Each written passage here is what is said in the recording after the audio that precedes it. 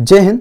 आज हम लोग बात करेंगे सरल रेखा के अगले टॉपिक के बारे में, जिसका नाम है प्रवणता। ये प्रवणता होती क्या है और इसका हमारे जीवन में किस तरह से उपयोग है, और हम इसे प्रवणता के द्वारा tan थीटा इसका मान हम कैसे करके ज्ञात कर सकते हैं, कोई कोण हम कैसे करके ज्ञात कर सकते हैं। और प्रवणता के अंतर्गत मतलब कोई रेखा है, हम उसे कब बोल सकते हैं कि ये रेखा की ये जो है ये ढलान है, ये प्रवणता होगी। तो इस चीज़ को भी हम जानेंगे और इसमें हम जो है अपने सूत्र का भी एक निगमन करेंगे। तो चलिए शुरू करते हैं। यदि कोई रेखा, देखो प्रवणता जो है वो हमसे क्या बोलती है, प्रवणता को अंग्रेजी में बोलते हैं स्लोप। यदि कोई रेखा एक्स अक्ष की धन दिशा के साथ थीटा कोण बनाती है, तब tan थीटा उस रेखा की प्रवणता कहलाती है। देखो हमने पीछे बताया था पिछले के वीडियो में अपना कि एक्स अक्ष क्या होता है, वाई अक्ष क्या होता है, ये कैसे आए, कहां से आए, इसका आपस में क्या संबंध होता है, इन सभी चीजों के बारे में हमने अपने पिछले के वीडियो में बताया है। और बात करते हैं एक्स अक्ष की धन दिशा। तो देखो जो फर्स्ट क्वाड्रेंट होता है, प्रथम चतुर्थांश होता है, प्रथम चतुर्थांश में जो है वो एक्स अक्ष की हमारी धन दिशा रहती है। अच्छा, जो फोर्थ क्वाड्रेंट होता है, चौथा चतुर्थांश, वो उसमें भी जो है वो हमारी एक्स अक्ष की धन दिशा ही रहती है।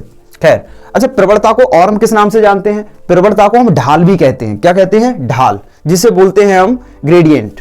ठीक है, अंग्रेजी में बोलते हैं ग्रेडियंट और हिंदी में इसे बोलते हैं ढाल। अच्छा, प्रवणता को और हम क्या कह सकते हैं? प्रवणता को हम इंक्लिनेशन भी कहते हैं। इंक्लिनेशन को बोलते हैं झुकाव। इंक्लिनेशन को क्या कहते हैं? झुकाव।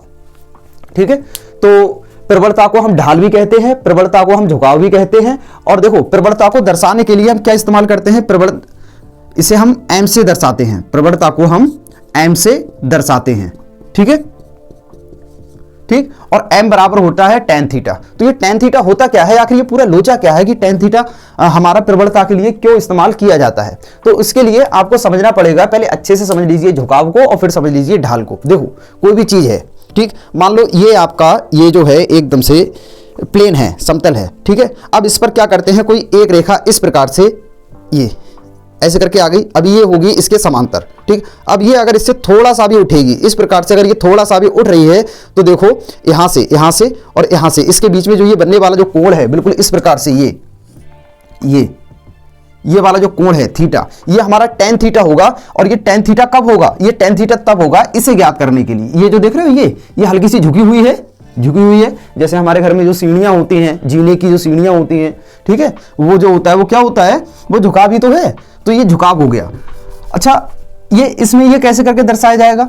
इसमें हमें अब बात करते हैं हम कि यदि कोई रेखा है, ये मान लो ये हमारा एक्स अक्ष हो गया, ये हमारा वाई अक्ष हो गया। अक्षों के बीच में कोई अगर हमारी कोई रेखा दी हुई है, इसकी हम प्रवणता कैसे करके ज्ञात करेंगे, इसकी ढाल हम कैसे करके ज्ञात करेंगे, इसका झुकाव हम कैसे करके ज्ञात करेंगे? तो क्या करेंगे, हमारे पास में कोई दो बिंदु ऑलरेडी दिए हुए हैं, एक बिंदु ये है, एक बिंदु ये है।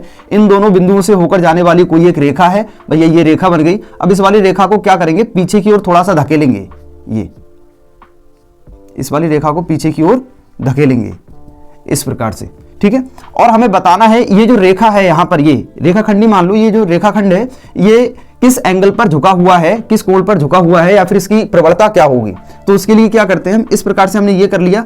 अब देखो ये क्या कर रहा है, ये एक्स अक्ष के साथ में कोई ये कोण अंतरित कर रहा है। उस वाले कोण को क्या मान लिया हमने? थीटा कोण मान लिया। अब उसके बाद में क्या करेंगे, इस वाले बिंदु से एक्स अक्ष के समांतर एक रेखा खींचते हैं। तो वो रेखा मान लो हमने ये खींच ली।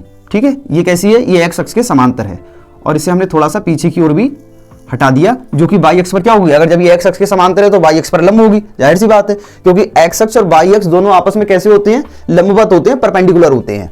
अच्छा, अब इसका क्या करना है, ये इस वाली रेखा को हम डालेंगे एक्स अक्ष पर लंब। यहां से इस वाले बिंदु से एक्स अक्ष पर क्या डाल देंगे, ये एक लंब डाल देंगे, ये इस प्रकार से। ठीक है, और इधर से भी क्या करेंगे, इसे हम इधर से मिला देंगे। ठीक, अच्छा, अगर जब ये वाला कोण हमारा थीटा बन रहा है और ये वाली रेखा हमारी क्या है, एक्स अक्ष के समांतर है, तो ये वाला भी कोण हमारा कैसा बनेगा? थीटा ही बनेगा। ठीक है, ये वाला कोण हमारा क्या बनेगा? थीटा बनेगा। अच्छा, मान लेते हैं इस वाले बिंदु से क्या करेंगे, नीचे की ओर एक्स अक्ष पर भी इस पर लंब डाल देंगे इस प्रकार से, ऐसे करके।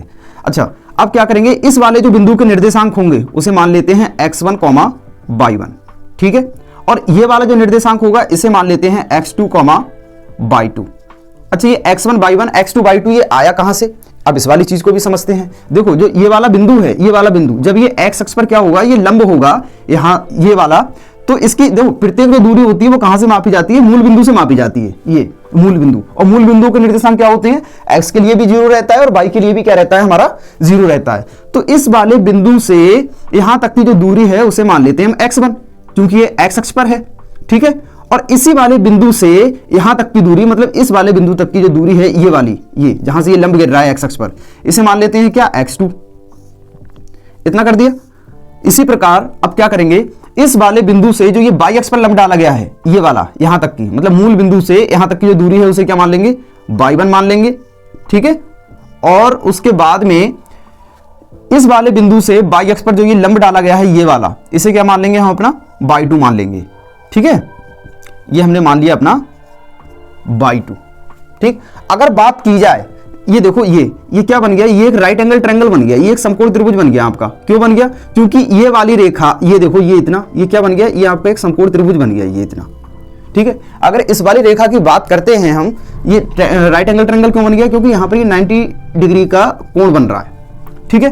क्यों, क्योंकि ये वाली रेखा x अक्ष के समांतर और ये वाली रेखा y अक्ष के समांतर है, ठीक है। और x अक्ष और y अक्ष जब दोनों आपस में लंब हैं तो ये भी क्या होगा, ये भी आपस में लंबवत होंगे, तो इसीलिए यहां पर कैसा बन जाएगा, 90 डिग्री का कोण बन जाएगा। इसके बाद में हम लोग क्या देखेंगे कि ये वाला जो कोण होता है, कोण, ये देखो जो 90 डिग्री का कोण होता है उसके सामने वाली भुजा क्या कहलाती है, हाइपोटेन्यूस, ठीक है, मतलब कर्ण कहलाती है। अब ये हो जाएगा आपका कर्ण और ये क्या हो जाएगा, लंब, और ये क्या हो जाएगा, आधार। अगर जब हम इस वाले त्रिभुज में, इसे मान लेते हैं ए बी सी, त्रिभुज ए बी सी में यदि जब हम आए, त्रिभुज ए बी सी में, और इसमें क्या ले लें हम, tan थीटा ले लें, tan थीटा, मतलब tan ले लें, थीटा तो ये वाला कोण है ही, और क्या ले लें हम साथ में, tan ले लें। अच्छा, ये tan sin cos, ये है क्या, ये तीनों ये एक त्रिकोणमितीय अनुपात होते हैं। अच्छा, त्रिकोणमितीय अनुपात किस लिए प्रयोग किए जाते हैं, ये होते हैं किसी भी त्रिभुज के, किसी भी कोई त्रिभुज होता है, त्रिभुज के कोणीय मान ज्ञात करने के लिए क्या त्रिकोणमितीय अनुपातों का इस्तेमाल किया जाता है। और त्रिकोणमितीय अनुपात कितने हैं, त्रिकोणमितीय अनुपात 3 है, मुख्य अनुपात 3 है हमारे, कौन कौन से, साइन, कॉज और tan, ठीक है। उसके बाद में साइन का उल्ट, फिर जो कॉट, सेक और कॉसेक है, ये क्या है, ये इन्हीं के विपरीत है, इन्हीं के उल्टे हैं जस्ट, ठीक है। मतलब अंश हर में कर दो, हर अंश में कर दो तो क्या आ जाएगा आपका, कॉट आ जाएगा, फिर उसी प्रकार से सेक आ जाएगा, उसी प्रकार से फिर आपका क्या होगा, साइन आ जाएगा। अच्छा, इसमें देखते हैं त्रिभुज एबीसी में, त्रिभुज एबीसी में क्या है, tan थीटा लेने पर, अब देखो इसके लिए हमने हाई स्कूल में एक चीज पढ़ी होगी, क्या, लाल बटे कक्का, लाल बटे कक्का, बहुत अच्छे से हमने पढ़ा है। ये होता है हमारा साइन के लिए, ये होता है हमारा कॉस के लिए, ये होता है हमारा tan के लिए, ठीक है। अगर इसे देखा जाए तो tan थीटा बराबर में क्या होगा, लंब बटे आधार, लंब, लंब क्या है, परपेंडिकुलर, परपेंडिकुलर AC अपॉन में आधार क्या है आपका, ये बेस BC, ठीक है। tan थीटा बराबर ये हो गया। अच्छा, हमें AC का मान चाहिए, तो A से लेके C यही तो है, मतलब इतनी वैल्यू क्या होगी हमारी, इतनी वैल्यू ज्ञात करने के लिए सबसे पहले हमें क्या करना होगा, इस पूरी वैल्यू में से यहां से लेके यहां तक जो ये रेखा आपको दिखाई पड़ रही है, इस वाली रेखा की पूरी लंबाई, ये जो दूरी है, ठीक है, रेखा नहीं मतलब दूरी है, बिंदु A से लेके यहां तक की जो दूरी है वो कुल कितनी है, y2। यदि y2 में से हम अपना कम कर दें, कौन, ये यहां से लेके यहां तक की दूरी, ये, और ये कितनी है, ये है इसके समांतर, और ये किसके समांतर है, y1 के समांतर, y1 कर दें तो ये कितना हो जाएगा, ये y2 माइनस y1 हो जाएगा, कौन, AC, तो AC बराबर हो जाएगा y2 माइनस y1। अच्छा, BC की बात करें तो BC कितना हो जाएगा, अगर इस पूरी रेखा में से ये, मतलब यहां से लेके यहां तक की ये दूरी पूरी, इसमें से, मतलब ये कितनी है, x2 में से यदि कम कर दें हम, कौन, किसे कम कर दें, अपना इतनी दूरी को, और ये दूरी क्या है हमारी, x1 कर दें तो हमें क्या मिल जाएगा, BC मिल जाएगा अपना, ठीक है। अब ये इन दोनों के मान यहां से लगाइए तो tan थीटा बराबर में कितना हो जाएगा, AC का मान y2 माइनस y1 बटे में, और BC का मान कितना हो जाएगा, x2 माइनस x1, ठीक है। और ये आपकी होती है प्रवणता, मतलब tan थीटा, ठीक है। और इसी को बोलते हैं हम मतलब किसी भी रेखा का झुकाव, ठीक। और थीटा के द्वारा क्या ज्ञात कर सकते हैं, अपना कोण ज्ञात कर सकते हैं। भैया कैसे करेंगे, तो देखो tan को इधर ले जाइए तो थीटा बराबर, जब देखो ये जो tan होता है जब ये इधर जाएगा तो किस चीज में बदल जाएगा, ये इनवर्स में कन्वर्ट हो जाता है, इस चीज में इनवर्स में, इसे बोलते हैं, जो इसकी घात ये माइनस का मान लगी है, देखो साइन हुआ, कॉस हुआ, tan हुआ, कॉट हुआ, कोई सा भी त्रिकोणमितीय अनुपात हुआ, इसके साथ में कोई ना कोई ये मान लगा हुआ रहना बड़ा जरूरी है, बहुत ज्यादा जरूरी है। जैसे अपने शरीर के साथ में ये सिर लगा हुआ रहता है, ठीक है, उसी प्रकार से क्या होगा, ये जो tan है, मतलब जितने भी त्रिकोणमितीय अनुपात होते हैं इन सभी के साथ में क्या, ये कोण लगा हुआ होना, कोई ना कोई कोणीय मान लगा हुआ होना बड़ा जरूरी है। कभी भी सिर्फ tan नहीं हो सकता, कभी भी सिर्फ sin नहीं हो सकता, कभी भी सिर्फ cos नहीं हो सकता, इस प्रकार से ये जो है हमारे नहीं हो सकते, इसके साथ में कोई ना कोई, अभी ये अधूरे हैं, अभी ये परिभाषित नहीं होंगे, डिफाइन नहीं होंगे, तो इसके लिए क्या करना पड़ेगा, हमें इसके साथ में कोई ना कोई एक मान जरूर देना पड़ेगा, फिर चाहे वो x दे दो, y दे दो, या z दे दो, या थीटा दे दो, या अल्फा दे दो, या बीटा, जो इच्छा हो वो दे दो, ठीक है, मगर कोई ना कोई हमें कोणीय मान जरूर चाहिए। अच्छा, जो ये मान साथ में लगा हुआ होगा इसे हम क्या बोलेंगे, ये होगा हमारा कोणीय मान, ये हमारे लिए किसी ना किसी कोण को दर्शाएगा। थीटा बराबर क्या हो जाएगा, अब tan को इधर ले जाओ, tan inverse y2 minus y1 बटे में x2 माइनस x1, और इसके द्वारा हमारा क्या निकलेगा, थीटा निकलेगा। और थीटा क्या है, ये कोण है, थीटा क्या है, हमारा कोण है, ठीक है। और ये कोण किस लिए है, ये कोण है कि ये वाली जो रेखा है, ये रेखा ये x अक्ष के साथ कितना झुकाव पर है, ठीक है, कितना इसका झुकाव है, कितना इसका इंक्लिनेशन है, या फिर कितना इसका ढाल है, या कितनी इसकी स्लोप है, ठीक। ये वाली चीज आपको अच्छे से समझ में आ गई होगी।